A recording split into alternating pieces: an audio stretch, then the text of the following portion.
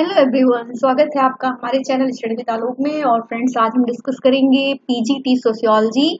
और ये आपका 2000 में जो एग्जाम हुआ था, ठीक है, सन 2000 में, जिसमें कि 100 क्वेश्चन आए हुए थे, ठीक है। तो ये प्रीवियस ईयर पेपर अब हम लोग आज से स्टार्ट करना शुरू कर रहे हैं। तो थोड़ी सी जानकारी भी हम आप लोगों को देंगे कि जैसे अभी तक एनडीए नेट का जितना भी पेपर हुआ था 2012 से लेकर के और अभी 2024, ठीक है, जो हुआ है पेपर जून वाला, वो सभी प्लेलिस्ट में अपलोड कर दिया गया है चैनल पर। उसका बहुत बच्चों को लाभ भी मिला है। बहुत सारे बच्चे उसको बताते भी हैं कि यहाँ से जो है हम इसको रिवाइज करके जाते हैं और एग्जामिनेशन में जो है काफी प्रश्न सही हो जाते हैं, ठीक है, जो आए हुए हैं। तो वो प्रश्न सही करने में बहुत हेल्प मिलती है हमें।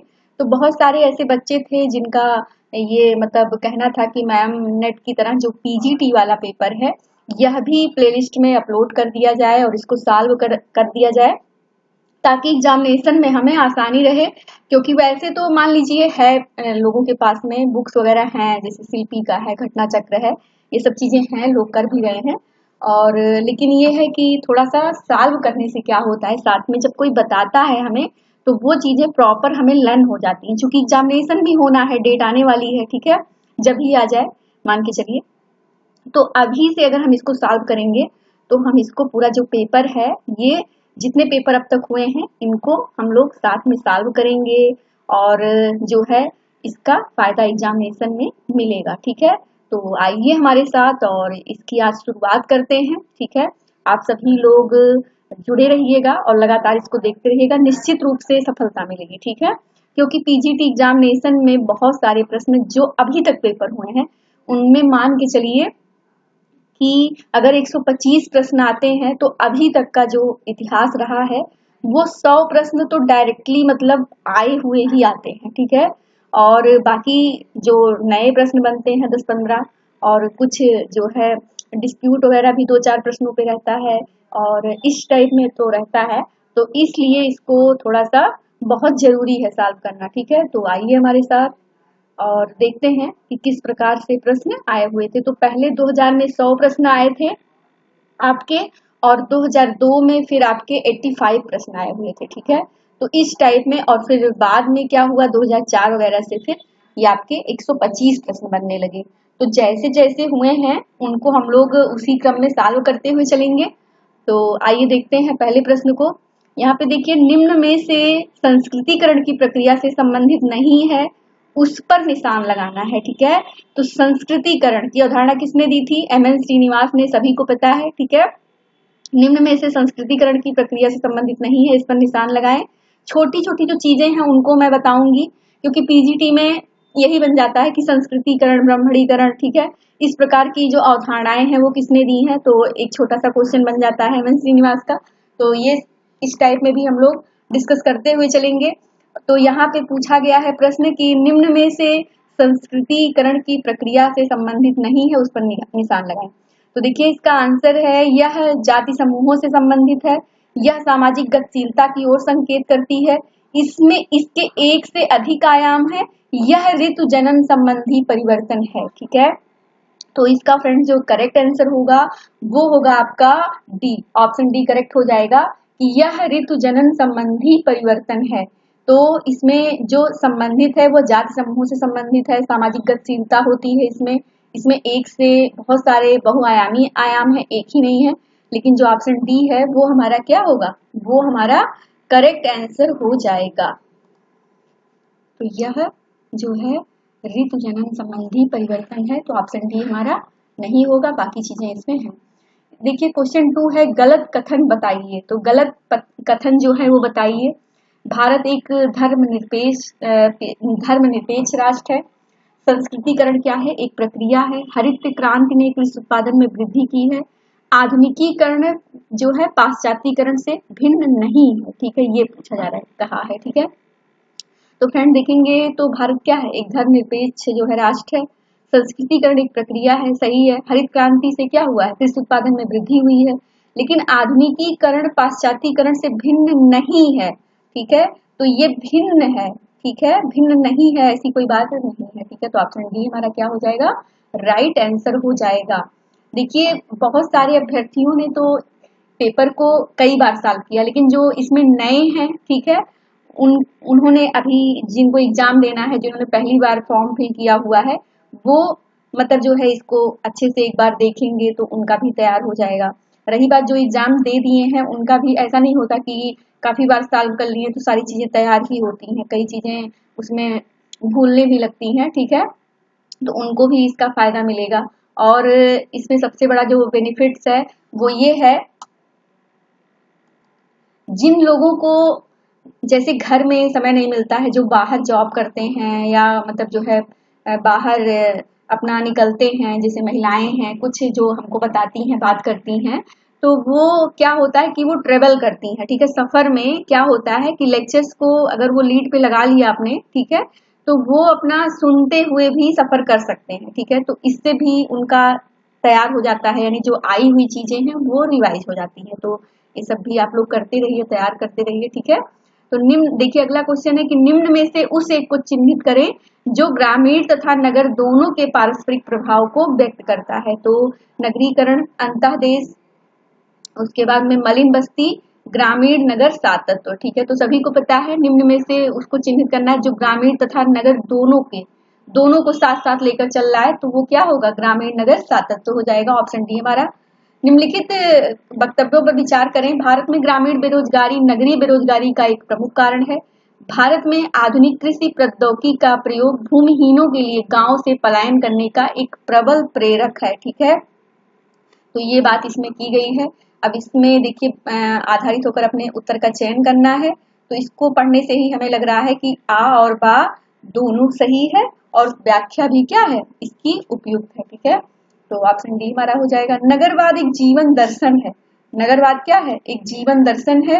इसकी धारणा किसने प्रस्तुत की, तो लुईस विर्थ, बर्गेल, बर्जेस, मैकेंजी। तो नगरवाद एक जीवन दर्शन है, इसकी जो अवधारणा दी थी फ्रेंड्स वो किसने दी थी, लुईस विर्थ महोदय ने दी है, सभी को पता है। चलिए अगले क्वेश्चन को देखेंगे। निम्नलिखित कथनों पर विचार कीजिए। आप्रवासन ने नगरीकरण में वृद्धि की है। उत्प्रवासन हर जगह क्या है, समान है। आप्रवासन से नगर के घनत्व में वृद्धि हुई है। उपयुक्त कथन में से कौन सा सही है, ठीक है, तो कौन सा सही है ये बताना है, ठीक है। तो इसमें जो सही है वो क्या है, 1 आपका हो जाएगा, यानी आप्रवासन ने क्या हुआ है, नगरीकरण में वृद्धि की है, ठीक है। और आपका जो है तीसरा हो जाएगा, आप्रवासन से नगर के घनत्व में भी वृद्धि हुई है। लेकिन जो दूसरा था क्यों नहीं सही हुआ, क्योंकि जो उत्प्रवासन है यह हर जगह समान है, ये नहीं है, हर जगह समान इक्वल नहीं है, ठीक है, तो ये वाला नहीं होगा। बाकी आपको 1 और 3 क्या हो जाएगा, करेक्ट हो जाएगा। चलिए ऑप्शन सी में राइट आंसर हो गया। अगले क्वेश्चन को देखेंगे कि भारतीय संविधान में पिछड़े वर्ग का क्या आधार है। निर्धनता, परंपरागत व्यवसाय, भूमिजोत क्षेत्र, सामाजिक तथा शैक्षणिक पिछड़ापन। तो ये पीजीटी 2016 में भी क्वेश्चन आया हुआ था, जो 2000 में आया था। तो इसका जो प्रमुख कारण है फ्रेंड्स वो है सामाजिक तथा शैक्षणिक रूप से जो पिछड़े हुए लोग हैं, ठीक है, उनको जो है भारतीय संविधान में पिछड़े वर्ग का आधार माना गया है। अगला क्वेश्चन है कि जब सामाजिक परिस्थिति का निर्धारण जन्म और आनुवंशिकता के आधार पर होता है तो इस प्रक्रिया को किस प्रकार से जाना जाता है, ठीक है। तो जब सामाजिक परिस्थिति का निर्धारण जन्म और आनुवंशिकता के आधार पर होता है तो इस प्रोसेस को किस प्रकार से जाना जाता है, तो वर्ण स्त्रीकरण, वर्ग स्त्रीकरण, खुला स्त्रीकरण या बंद स्त्रीकरण। तो इसको कैसे जाना जाएगा, तो ये आपका जो होता है ये बंद स्त्रीकरण होता है, ठीक है। चलिए अगला है जाति का आधार क्या है। तो जाति का आधार क्या है, धर्म है, प्रतिष्ठा है, जन्म है या अनुष्ठान है। तो फ्रेंड्स जो जाति है उसका आधार क्या है हमारा, वो है जन्म, ठीक है। तो ऑप्शन बी हमारा राइट हो जाएगा। यह कथन किसका है कि जब एक वर्ग कुछ दृढ़ता के साथ आनुवंशिक होता है तो उसे हम जाति कहते हैं। तो हमारे बहुत सारे ऐसे अभ्यर्थी हैं जिनको इसका आंसर मतलब तुरंत ही पता चल जाता है, तो वो लोग लगातार सॉल्व भी कर रहे हैं। हमें तो लग रहा है कि हमारे यहाँ नवंबर से ही देखा जाए तो 2022 से ही ग्रुप बन गया था, पीजीटी का एग्जाम होने के बाद ही, तो 22, 23, 24 मतलब 2 साल लगभग हो गए लगातार टेस्ट होते हुए एवरी सैटरडे, ठीक है। तो लगातार लोग टेस्ट वगैरह दे रहे हैं। ये सब प्रश्न बहुत बार, पहले तो आपका क्लास वाइज टेस्ट चला, मान के चलिए 25-30 टेस्ट, उसके बाद में हमें लग रहा है कि 65-70 तो सिर्फ मॉक टेस्ट, यानी कुल मिला के 10-12 हजार क्वेश्चन पेपर वो सॉल्व हो चुके हैं अभी तक। और जब तक एग्जामिनेशन चले जब तक नहीं हो जाएगा तब तक वो श्रृंखला जो है वो लगातार चलती ही रहती है। ये संस्थान का अपना एक जो है मानदंड है, जो है नियम है कि जब कोई भी वैकेंसी स्टार्ट मतलब की जाती है, कोई बैच स्टार्ट किया जाता है वैकेंसी को लेकर के, तो वो जब तक क्लियर नहीं हो जाती है तब तक चीजें उसमें चलती ही रहती हैं, ठीक है। तो वो श्रृंखला लगातार चल रही है, उसका सभी लोग लाभ ले रहे हैं और उसका फायदा भी एग्जामिनेशन में मिलता है, ठीक है। तो उसी परंपरा में ये सब बहुत सारे कई बार ये सब प्रश्न करवाए गए हैं, लेकिन अब इसको एक साथ में जो है प्रीवियस ईयर पेपर करवाना थोड़ा सा डिफिकल्ट टास्क था, लेकिन ये मुहिम स्टार्ट की गई है और जो है आपके साथ में, तो आप सब लोग इसका फायदा उठाइए और देखते रहिए। जाहिर सी बात है कि एग्जामिनेशन में इसका बहुत ज्यादा फायदा मिलेगा, क्योंकि इसका फायदा क्या है कि आप लोग जो आए हुए प्रश्न हैं वो रिपीट जो है गलत नहीं होंगे। क्योंकि कई बार क्या होता है कि बहुत सारे ऐसे अभ्यर्थी होते हैं जो मिलते हैं तो बताते हैं कि मेरे 80 क्वेश्चन सही हुए, 75 क्वेश्चन सही हुए, 100 तक पहुंचने में कितनी दिक्कत हो गई। तो उसमें होता क्या है कि उनके प्रीवियस ईयर क्वेश्चन जो आए हुए रहते हैं, वो ऐसा नहीं कि आपका तैयार है तो सभी का तैयार है, सभी का नहीं होता है, ठीक है। आए हुए प्रश्न भी लोगों के गलत होते हैं, तो उसका एक ही मात्र आधार है कि प्रैक्टिस करना, ठीक है। तो लगातार आप लोग प्रैक्टिस जारी रखिए। देखिए तो इसमें हाँ हम ये कह रहे थे कि इसका आंसर बहुत लोगों को पता चल गया होगा कि जब एक वर्ग कुछ दृढ़ता के साथ अनुवांशिक होता है तो हम उसे जाति कह सकते हैं। तो अब ये कैसे लन हुआ आपको कि जो है ये आपका किसका है, कूले का है, ठीक है। तो कूले की अवधारणा है, तो ये लन करने से ही हुई है ना। तो ऐसे ही जब आप लोग बार बार कई चीजों को लर्न करेंगे, बार बार प्रीवियस ईयर पेपर सॉल्व करेंगे, तो वो सारी चीजें लर्न हो जाएंगी, ठीक है। तो ऑप्शन सी हमारा राइट आंसर हो जाएगा। अगला क्वेश्चन है कि उस वर्ष को चिन्हित करें जिसमें समेकित ग्रामीण विकास कार्यक्रम को अमल में लाया गया। तो वो कौन सा वर्ष था जिसमें समेकित ग्रामीण विकास कार्यक्रम को अमल में लाया गया था? तो फ्रेंड्स वो था 1980 1980 में। तो ऑप्शन ए हमारा राइट आंसर हो जाएगा। अगला है समेकित ग्रामीण विकास कार्यक्रम का प्राथमिक उद्देश्य क्या था? समेकित ग्रामीण विकास कार्यक्रम का प्राथमिक उद्देश्य क्या था? तो श्रम की समस्याओं के समाधान के लिए, कृषि उत्पादन में वृद्धि के लिए, ग्रामीण बेरोजगारी को समाप्त करने के लिए, या निर्धनता उन्मूलन के रूप में, ठीक है। तो समेकित जो ग्रामीण विकास कार्यक्रम का जो प्रमुख उद्देश्य था वो किस लिए था फ्रेंड्स? वो था कृषि उत्पादन में वृद्धि के लिए, ठीक है। तो ऑप्शन बी हमारा क्या हो जाएगा? राइट आंसर हो जाएगा। अगला क्वेश्चन है कि निम्न दो सूचियों के सही विषयों का मिलान करें तथा तदनुसार नीचे दिए गए कोड में से, एक मिनट,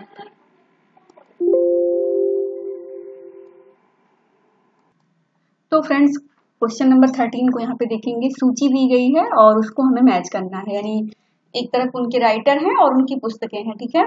तो देखिए ल्यू ड्यूमा यहाँ पे और योगेंद्र सिंह, के.एम. पडिक्कर और डेनियल थानर, ठीक है। तो ल्यू ड्यूमा की जो पुस्तक है आप सभी को पता है कौन सी है, होमो हायरार्कस आपकी हो जाएगी, ठीक है। योगेंद्र सिंह की सभी को पता है मॉडर्नाइजेशन ऑफ इंडियन ट्रेडिशन, ठीक है। तो ये वाली पुस्तक हो जाएगी। और आपका जो है के.एम. पडिक्कर की पुस्तक हो जाएगी Hindu society at the crossroads, तो आपका हो जाएगा 1 वाला इसका हो जाएगा। डेनियल थानर की हो जाएगी the passing away of traditional society, ठीक है। तो the passing away of traditional society ये वाली पुस्तक हो जाएगी थानर की, ठीक है। तो इस प्रकार से ये जो आपका मैचिंग होगा ये आपका हो जाएगा बी वाला, ठीक है। बी वाला आपका सही हो जाएगा।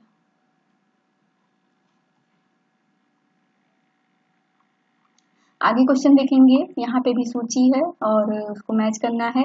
कुछ अवधारणाएं हैं जैसे स्थानीयकरण, सार्वभौमिकरण, संस्कृतिकरण, आधुनिकीकरण, तो बहुत ही इंपॉर्टेंट होती हैं, हर बार क्वेश्चन यहाँ से बनता है पीजीटी में।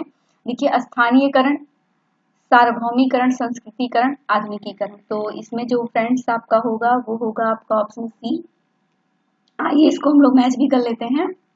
देखिए जो स्थानीयकरण है ये क्या हो जाएगा? इसमें हो जाएगा आपका आ का 4 स्थानीयकरण, यानी लघु परंपरा जिसको कहते हैं, ठीक है। स्थानीयकरण वहीं पे ही ये आपकी चल रही है, ठीक है। सार्वभौमिकरण जो आपका यूनिवर्स लेवल पर हो जाता है, जैसे हमारा दिवाली वगैरह जो त्योहार है ये मतलब जो है सार्वभौमिकरण में आता है। स्थानीयकरण जैसे मान लीजिए ये जो आपका अब तो जैसे छठ पूजा है अभी, तो ये बिहार में बेसिकली जो है पूर्वांचल साइड का, लेकिन अब धीरे धीरे मतलब फैल रहा है, तो ये स्थानीयकरण सार्वभौमिकरण जैसे हमारा दिवाली हो गया या मतलब जो है इस टाइप के जो फेस्टिवल है, ठीक है, तो सार्वभौमिकरण आपका हो जाएगा। तो ये जो सार्वभौमिकरण है ये क्या है, ये आपका हो जाएगा, कौन सा हो जाएगा, बी का हो जाएगा थर्ड, यानी बृहद परंपरा में आ जाएगा सार्वभौमिकरण। और उसके बाद में संस्कृतिकरण, तो उच्च जाति की संस्कृति का क्या है, अभिस्वीकरण करना, ठीक है, उच्च जाति की संस्कृति का अभिस्वीकरण करना, तो ये हो जाएगा आपका जो है सा का वन हो जाएगा। और आधुनिकीकरण जो आपका है वो आधुनिक युग हो जाएगा। तो इस प्रकार से फ्रेंड्स कौन सा सही होगा, आपका सी वाला करेक्ट हो जाएगा। निम्नलिखित कथनों पर विचार करें। हरित क्रांति से भारत में कृषि उत्पादन में वृद्धि हुई है। भारत में कृषि प्रौद्योगिकी में बड़ी तेजी से विकास हुआ है, ठीक है, तो आ कह रहा है कि हरित क्रांति से क्या हुआ है, भारत में कृषि उत्पादन में वृद्धि हुई, तो बहुत बिल्कुल सही बात है, हुई है। भारत में कृषि प्रौद्योगिकी में बड़ी तेजी से विकास हुआ है। अब उपयुक्त कथनों के आधार पर अपना उत्तर देना है, तो इसमें कौन सा करेक्ट हो जाएगा ये हमें बताना है, ठीक है। तो इसमें जो है फ्रेंड्स दोनों सी वाला सही हो जाएगा, यानी आ और बा सही है और बा वास्तव में आ की उपयुक्त व्याख्या कर रहा है, ठीक है, तो दोनों चीजें सही हैं और व्याख्या भी सही है।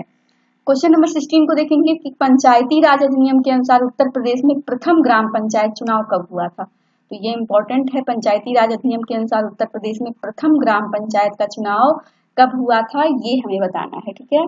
तो ये कब हुआ था फ्रेंड्स, ये हुआ था 1995 में, ठीक है, तो डी वाला राइट हो जाएगा। क्षेत्रीय विस्तार के आरोही क्रम में कौन है, तो जो क्षेत्रीय आपका विस्तार है उसमें आरोही क्रम में कौन सा है ये बताना है, ठीक है। तो इसमें फ्रेंड्स आपका हो जाएगा सी, यानी ग्राम पंचायत, खंड विकास समिति और जिला परिषद, तो आपका ये आरोही क्रम है, पहले ग्राम पंचायत फिर खंड विकास समिति फिर जिला परिषद आपका, तो ये तीनों हैं। और अगला क्वेश्चन है इसमें जो है भारत में जो मताधिकार यानी जो वोटिंग की जो न्यूनतम आयु है वो क्या है, तो सभी को पता है 18 वर्ष की आयु है इसमें। और अगला क्वेश्चन है वहीं से ग्राम पंचायत की सदस्यता के लिए न्यूनतम आयु क्या है, तो यानी एक वोटिंग के लिए और एक सदस्यता ग्राम पंचायत की जो है धारण करने के लिए न्यूनतम आयु क्या है, तो ये बताना है। तो ये फ्रेंड्स आपका हो जाएगा 21 वर्ष, कितनी 21 वर्ष, तो ऑप्शन डी हमारा करेक्ट आंसर होगा। अगला है पंचायती राज संस्थाओं का न्यूनतम कार्यकाल क्या है, तो काफी क्वेश्चन यहाँ से बने हुए हैं, तो इसलिए चलिए ये वाला पार्ट भी कम से कम रिवाइज ही हो जा रहा है, यहाँ से हर बार क्वेश्चन पूछा जाता है। अभी जो पिछला वाला हुआ था उसमें न्यूनतम आयु पूछी गई थी।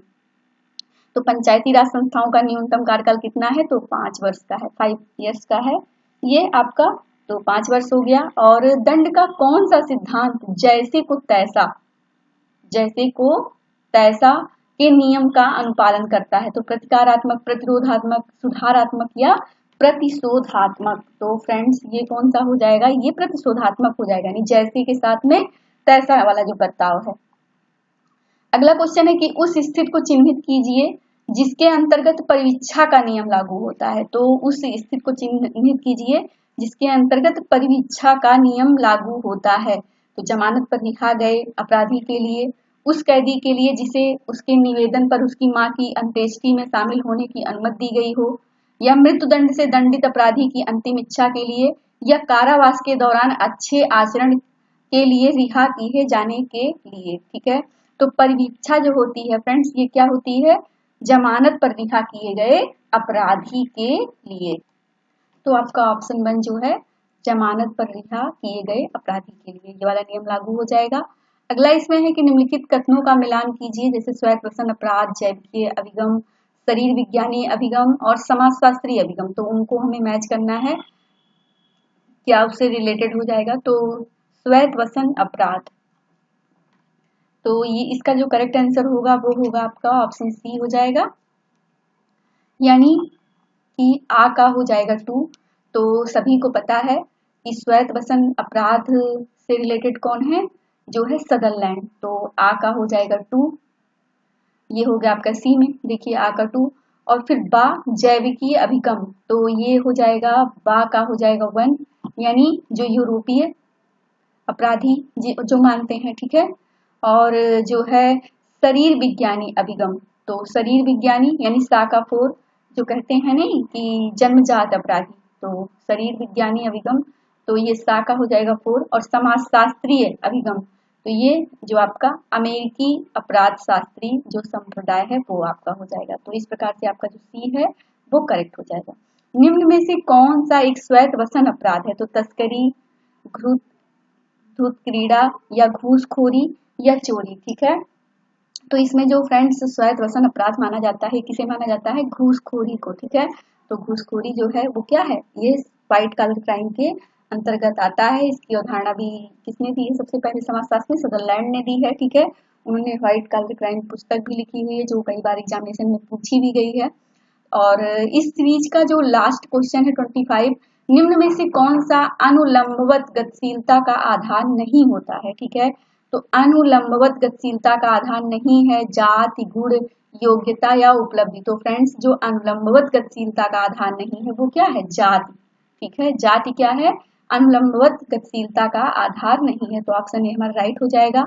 इस प्रकार से फ्रेंड्स ये जो आपका पहला पेपर था पीजीटी का 2000 का, ये पार्ट 1 यहाँ पे 1 से लेके 25 तक आज हम लोग डिस्कस किए हैं। इसके आगे का पार्ट आपका आता जाएगा डेली। ठीक है, जैसे जैसे समय मिलेगा वैसे वैसे ये आपका प्लेलिस्ट में अपलोड होता रहेगा। बस आप लोग भी, लेकिन ये है ना कि इसको इकट्ठा मत करिएगा, देखते रहिएगा। ठीक है, जो लोग कंटिन्यू चैनल पर बने हुए हैं वो देखते रहेंगे, नहीं तो क्या हो जाता है ना, इकट्ठा हो जाता है। फिर जब एग्जाम की डेट आ जाती है तो ये होता है कि चलो रिवाइज कर लें, तो उस समय बहुत हौच पौच में रिवाइज करने पे क्या होता है कि हम उसको अच्छे से रिवाइज नहीं करे रहते हैं, और जब अच्छे से आप नहीं रिवाइज किए हैं तो वो क्वेश्चन जो है हड़बड़ी में गलत भी हो जाते हैं वहां पे। ठीक है, तो इसलिए आप लोग भी इसको हमारे साथ रिवाइज करते हुए चलिए, और ये वीडियो जो है अब इसके आगे वाली चैनल पर जल्द ही अपलोड की जाएगी। तो सभी का बहुत बहुत धन्यवाद बने रहने के लिए।